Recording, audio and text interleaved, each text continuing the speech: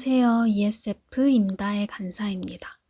5월 26일 일용할 양식 본문은 레위기 15장 19절에서 33절 말씀입니다. 오늘 본문은 두 부분으로 구성되어 있습니다. 먼저 19절에서 24절은 여인의 월경에 관한 규례를 기록하고 있고 25절부터는 월경기가 아닌 때에 발생하는 비정상적 피해 유출을 다룹니다. 성경은 여인의 월경이 부정하다고 말합니다. 월경 기간 7일 동안은 그 여인뿐 아니라 그가 눕고 앉았던 자리, 그리고 그와 접촉한 모든 자들도 그의 불결함에 전염된다고 이야기합니다.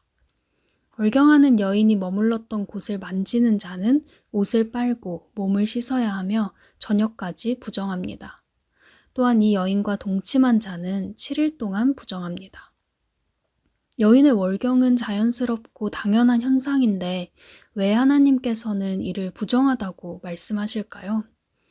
이에 대해 우리는 세 가지 추측을 살펴볼 수 있습니다. 첫째, 월경은 타락 후 여인이 하나님께 받은 저주의 일부이기 때문에 부정합니다. 이런 관점에서 볼 때 월경은 죄로 말미암은 저주의 표상입니다.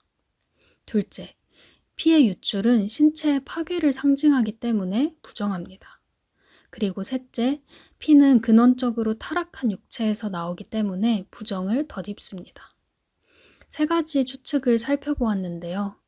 출산한 여인에 대한 규례와 같이 월경 자체는 악하거나 부정한 것이 아니지만 어떤 식으로든 죄의 결과와 연결되어 있기 때문에 부정하다고 보여집니다.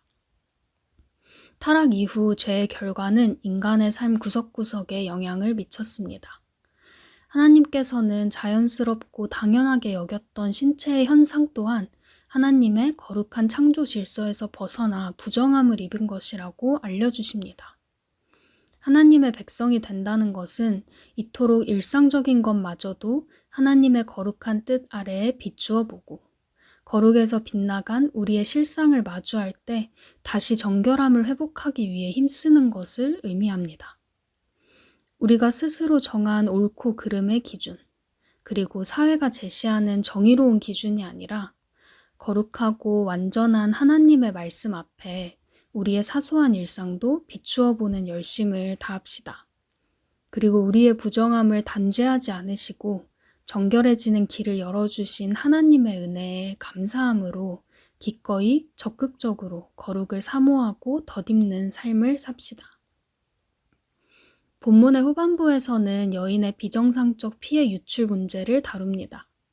월경기가 지나서도 하혈이 지속되면 이는 혈루증으로 간주되었습니다. 혈루증은 불규칙적으로 과다하게 하혈이 지속되는 병적 증상입니다.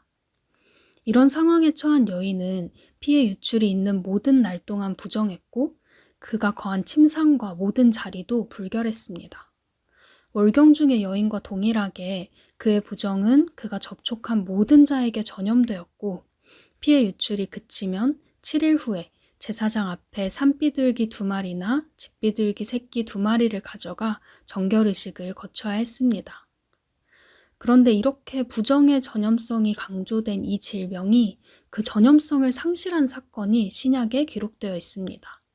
바로 예수님의 겉옷을 만지고 혈루증이 치유된 여인의 이야기입니다. 마태복음 9장에 기록되어 있는 이 사건은 12해 동안이나 혈루증으로 앓던 여인이 예수님의 옷자락만 만져도 구원을 얻겠다는 믿음으로 완전히 치유된 이야기입니다.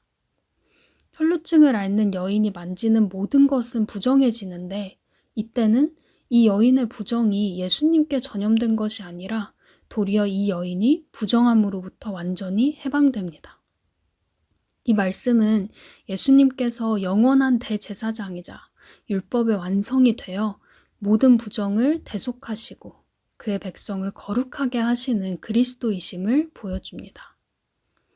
오늘 우리는 레위기 말씀을 통해 죄의 영향력 아래에 살아가는 우리를 내버려 두지 않으시고 친히 거룩을 회복할 길을 열어주시는 하나님을 보았습니다. 또한 우리를 부정함에서 완전히 해방시키기 위해 이 땅에 예수님을 보내신 하나님을 보았습니다.